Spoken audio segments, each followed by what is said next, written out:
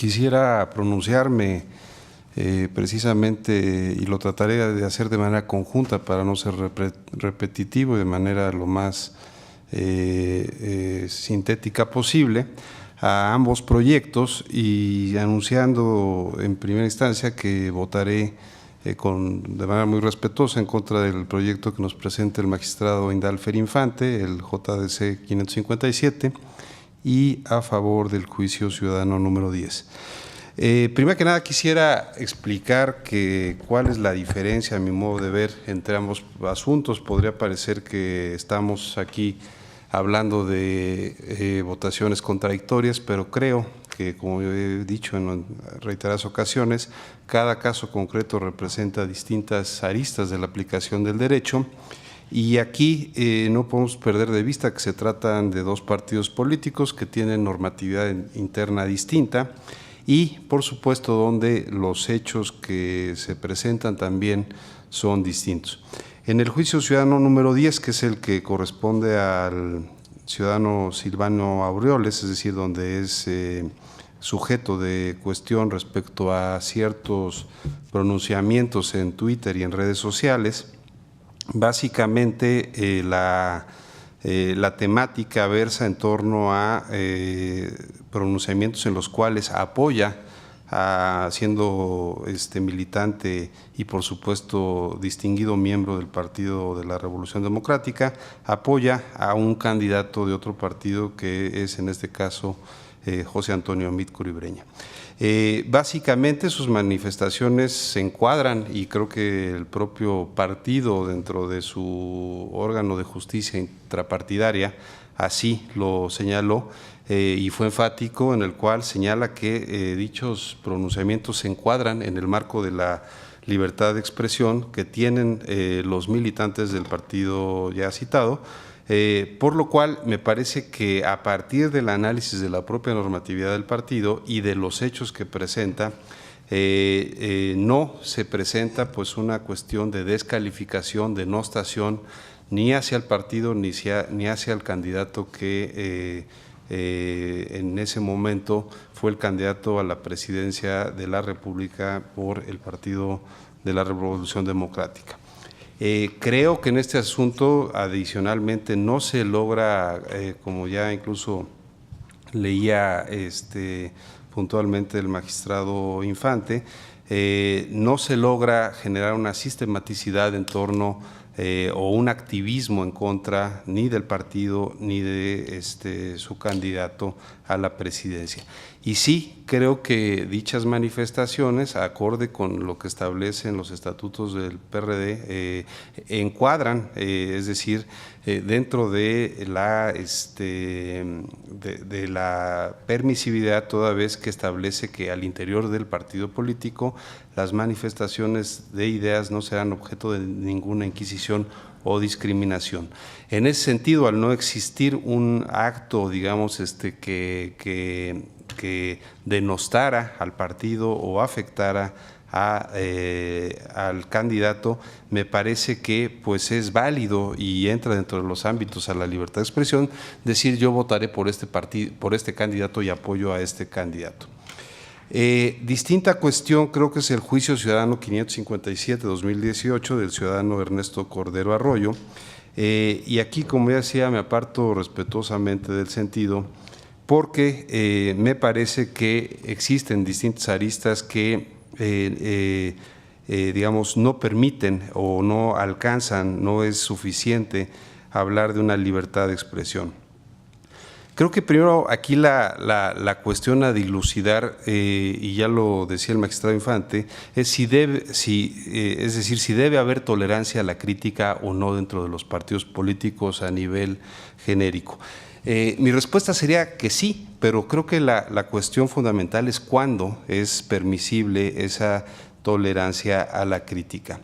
Y creo que lo que hace distinto precisamente del caso de Silvano Aureoles respecto de Ernesto Cordero es, primera, pues que no solo se trataron de los eventos señalados vía Twitter de yo apoyo al mismo candidato, por cierto,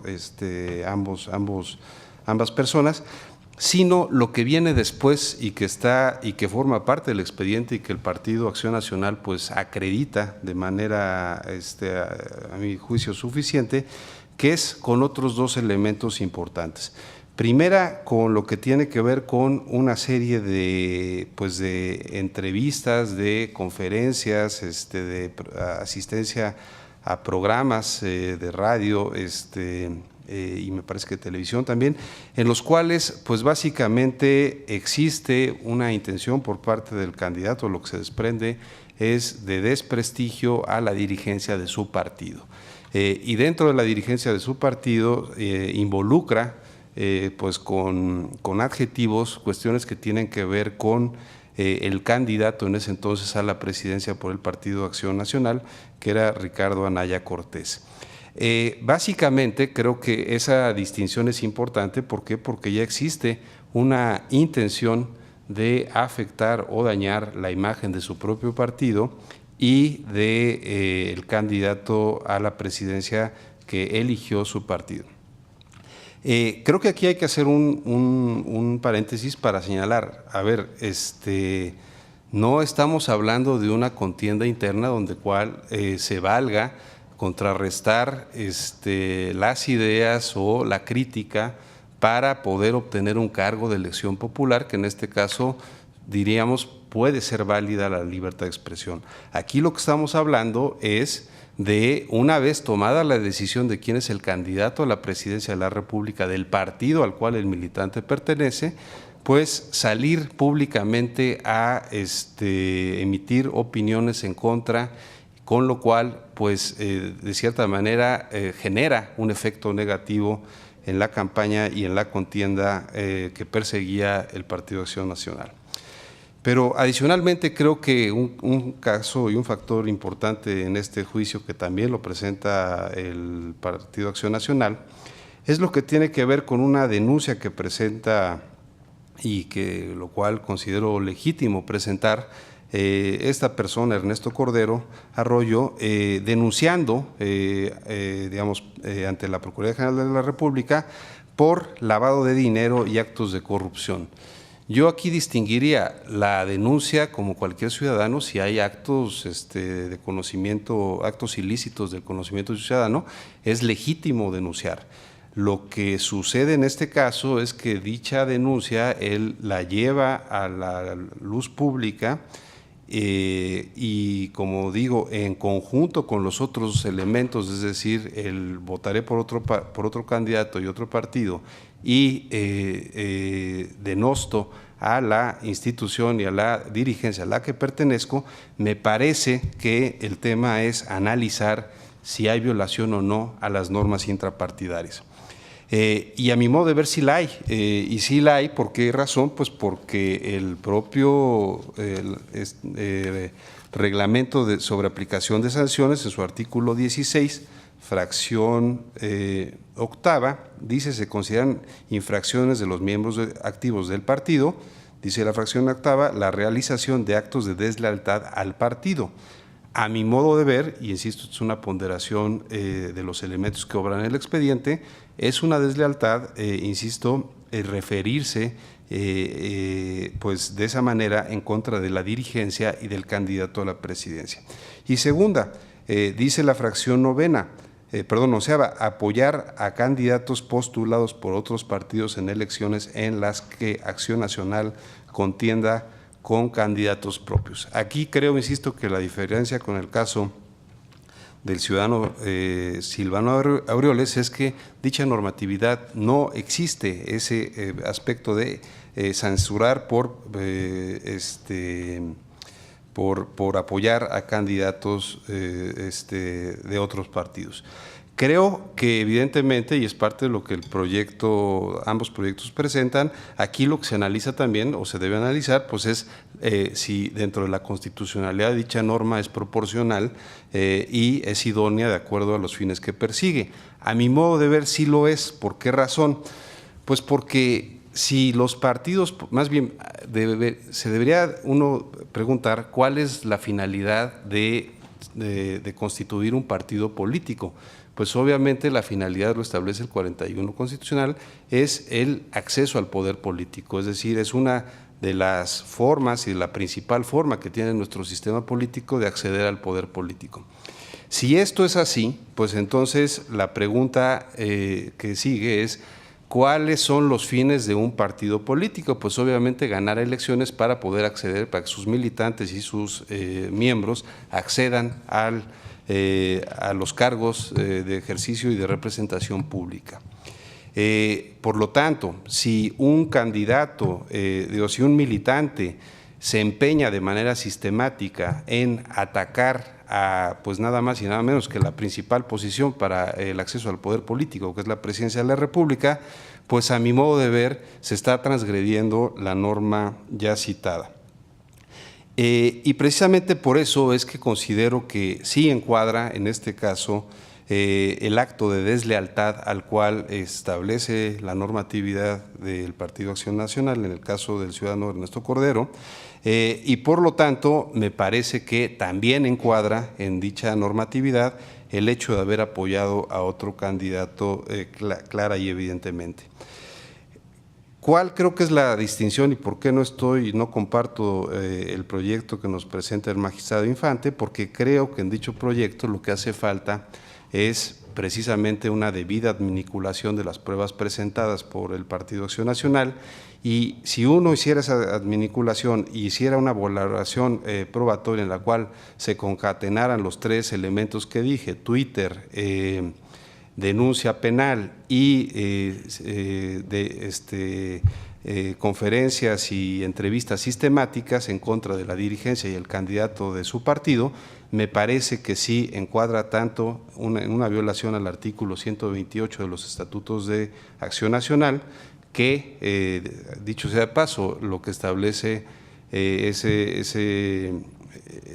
esa norma es que lo que corresponde ante actos de deslealtad pues es la expulsión del partido. Y por otro lado, como digo, a las infracciones concretas que se derivan de, pues que encuadran a mi modo de ver en el artículo 17 del reglamento de sanciones, de aplicación de sanciones.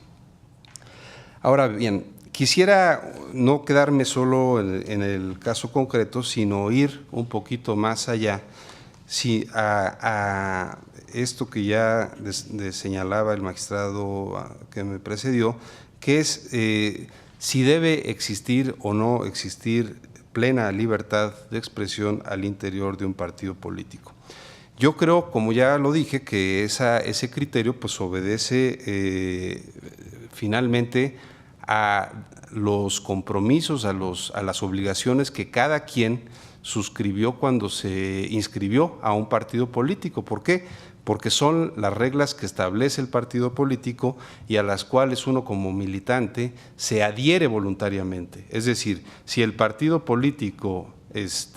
permite que se diga, sin importar que se exprese amplia y libremente la libertad de expresión, inclusive cuando va en contra del detrimento o va en detrimento de los intereses del partido, pues yo digo, tanto el partido en su calidad de entidad de interés público como el ciudadano en su calidad de ejercer su derecho de asociación, pues tiene toda y plena posibilidad de decir lo que quiera. Si en el caso que nos encontramos el partido prohíbe que exista ese tipo de expresiones porque considera que le afecta a sus fines legítimos de acceder al poder político, me parece que el militante tiene el deber de someterse a esto que se ha denominado disciplina intrapartidaria. ¿Y por qué lo digo? Porque me parece que sería grave y sería peligroso que los partidos políticos no tengan esa disciplina intrapartidaria, toda vez que perderían, digamos, el objetivo y perderían